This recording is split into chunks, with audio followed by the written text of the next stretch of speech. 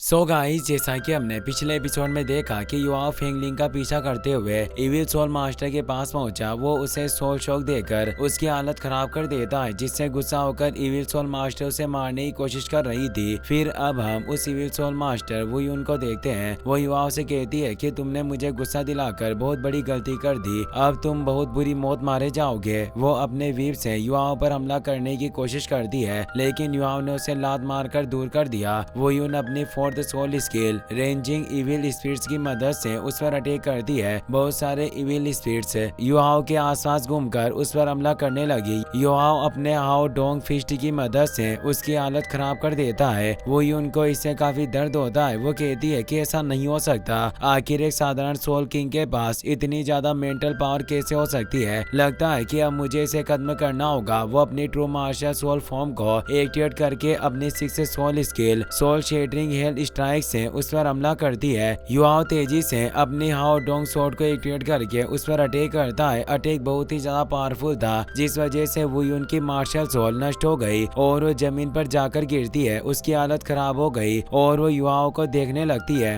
युवाओं अपनी how Dong technique activate करने लगता है, जिससे उसके बाल सफेद हो गए। उसे ऐसा लगता है कि वुतोंग उसके साथ मिलकर टेक्निक एक्टिवेट कर रही है, पर अचानक वो गायब हो गई। वो यून अपनी 8 सोल स्किल वो 8 सोल रिटर्न से उस पर हमला करती है, लेकिन युवाओं लगातार मुक्के मारकर उसे रोक देता है। वो अपने हाउ डोंग पाम से उस पर जोरदार हमला करता है। हमला इतना ताकतवर था कि वो उनको सोचने का वक्त भी नहीं मिलता और उसके शरीर में कैद उसके सोल आजाद हो जाती है। हाउ डोंग पाम की वजह से वहाँ बहुत ही खतरनाक एनर्जी रिलीज होती है। संशी अपने दोस्तों को लेकर वहाँ गया। उस एनर्जी को देखकर वो समझ गए कि युवाओं ने अपने हाउ डोंग पाम का इस्तेमाल किया है, पर वो समझ नहीं पाते कि आखिर युवाओं इतना ज्यादा पावरफुल कैसे बन गया। वही उनकी सोल नष्ट होने की वजह से वो एक साधारण इंसान में बदल गई। मरने से पहले वो खुशी से मुस्कुराते हुए युवाओं से कहती है कि तुम्हारा शुक्रिया, मैंने आज से पहले ऐसी आजादी कभी महसूस नहीं की। जमीन पर गिरते ही उसकी बॉडी नष्ट हो जाती है और वो अपने ख्यालों में अपने परिवार के पास चली गई। हाउ डोंग पाम इस्तेमाल करने की वजह से युवाओं की हालत भी काफी खराब थी। ये गुई कहती है कि तुम्हारे कहे अनुसार केतो और क्यू क्यू ने फेंगलिंग को बचा लिया, वो एकदम सुरक्षित है। अब तुम्हें किसी भी चीज की फिक्र करने की जरूरत नहीं। संशी युवाओं से कहता है कि तुम्हारी 3 how Dong technique Wang Dong और तुम्हारे कनेक्शन से जुड़ी हुई है, पर वांग डोंग तुम्हारे साथ नहीं है, जिस वजह से तुम्हारी सोल पर बहुत ही ज्यादा असर पड़ रहा है। इसीलिए बेहतर होगा कि तुम बार बार हाउ डोंग टेक्निक का इस्तेमाल ना करो। सन मून एम्पायर के गार्ड्स वहाँ आने लगे, मगर उससे पहले संशी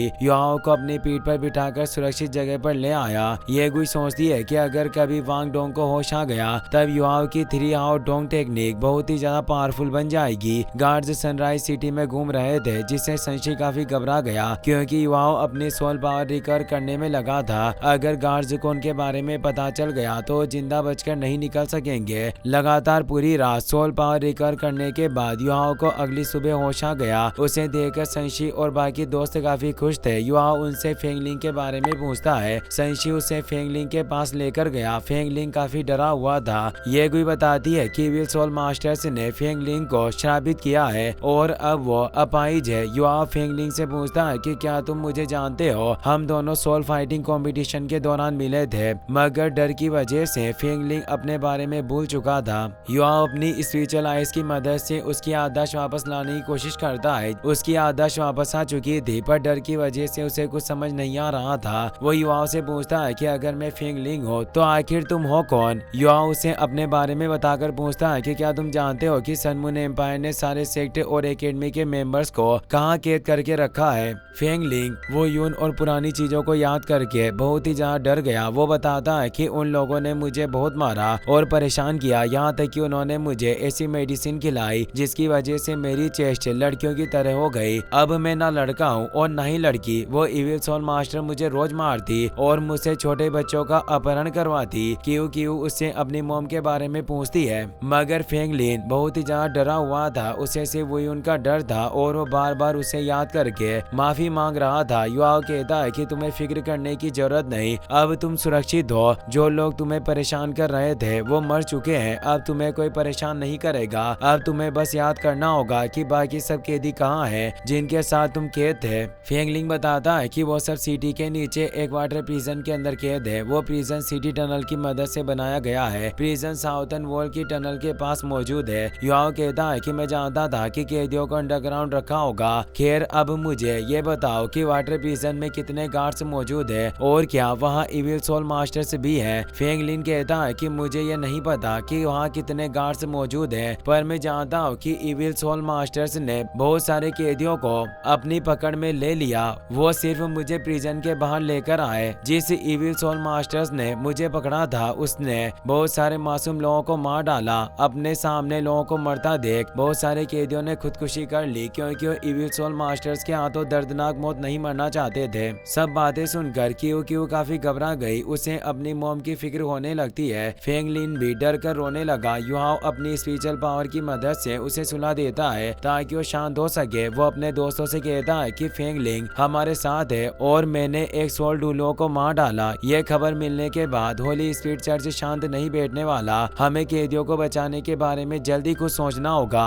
रात होते ही हम फेंग लिंग की बताई गई जगह पर जाकर कैदियों को बचाएंगे। सीनियर ब्रदर संशी आप वाटर टेक्निक्स में काफी अच्छे हैं, इसीलिए आप वाटर प्रिजन में मेरे साथ चलेंगे। ये कोई भी उनके साथ जाने की जिद करती है। युआओ उसे भी अपने साथ ले गया। रात होते हैं युआओ संशी और ये गुई गार्ड्स से बचते हुए साउथर्न वॉल के पास पहुंच जाते हैं। युआओ कहता है कि यहाँ soul power detection soul tools मौजूद नहीं है, तुम दोनों आसपास नजर रखना। मैं अपनी स्पिरिचुअल आइज की मदद से इस जगह को स्कैन करके वाटर प्रिजन ढूंढने की कोशिश करता हूँ। संशी और ये गुई आसपास नजर रखने लगे। युआओ अपनी स्पिरिचुअल आइज को एक्टिवेट करके पूरी जगह को स्कैन करने लगता है। पानी के नीचे उसे टनल मिल गई और वो अपनी डेस्टिनी आई की मदद से अपनी पावर बढ़ाकर टनल को स्कैन करने लगता है, मगर उसकी स्पिरिचुअल पावर काफी कमजोर पड़ गई थी, जिस वजह से वो ज्यादा दूर तक स्कैन नहीं कर पाता। तियान मेंग कहता है कि अगर तुम चाहो तो मैं तुम्हारी मदद कर सकता हूँ। युआओ कहता है कि आखिर मैं कब तक तुम्हारी मदद से आगे बढ़ूंगा।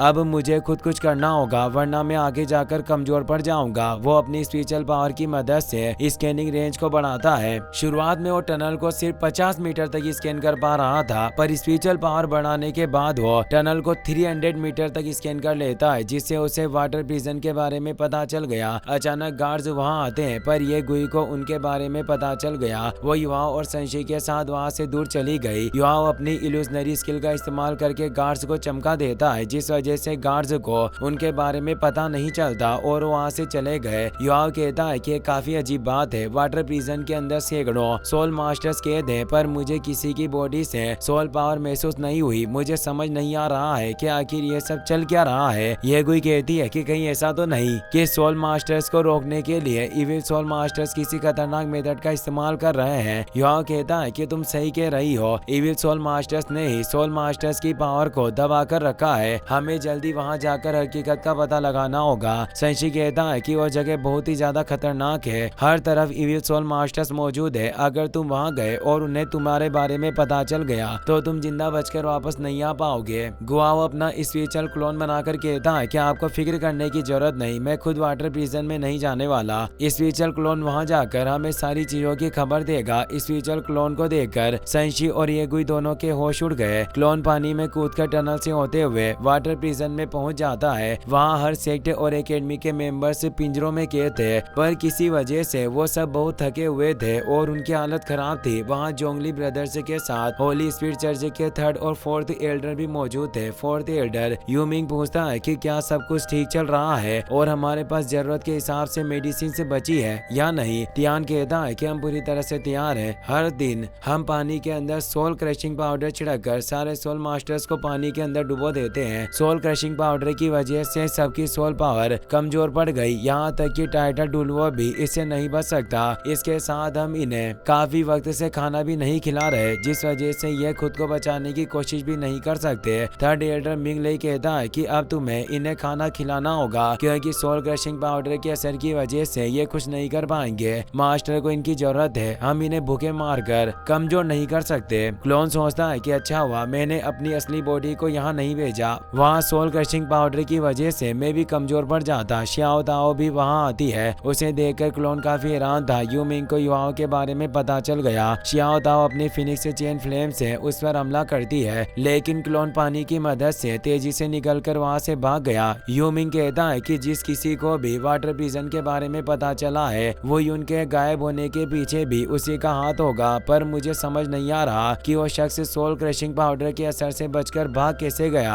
शियाओ ताओ के हमले की वजह से कुछ कैदी मारे जाते हैं और आसपास आग लग गई। स्पिरिचुअल क्लोन युआओ की बॉडी में चला गया। युआओ संशी और ये गुई को बताता है कि मुझे कैदियों के बारे में पता चल गया, पर हमें दो बड़ी मुसीबतों का सामना करना होगा, जिसमें पहली मुसीबत है कि वाटर प्रिजन और पूरे टनल के पानी को सोल क्रशिंग पाउडर से इफेक्ट किया गया है, जिस वजह से हम पानी में तैरकर अंदर नहीं जा सकते। इसके साथ दूसरी परेशानी यह है कि वाटर प्रिजन में इविल मास्टर्स के साथ एक टाइटल टूलो भी मौजूद है। सबसे ज्यादा परेशानी खड़ी करने वाली बात यह है कि सीनियर सिस्टर शियाओ ताओ भी वाटर प्रिजन में मौजूद है। संशी इससे बहुत ही ज्यादा हैरान था। युआओ का पीछा करते हुए शियाओ ताओ वाटर प्रिजन से बाहर आ गई। उसे इतना ज्यादा गुस्सा आ रहा था कि उसके चलने से ही जमीन पर आग लग गई। युआओ उसके सामने आ जाता है। इसी के साथ ये एपिसोड यहीं पर खत्म हो जाता है।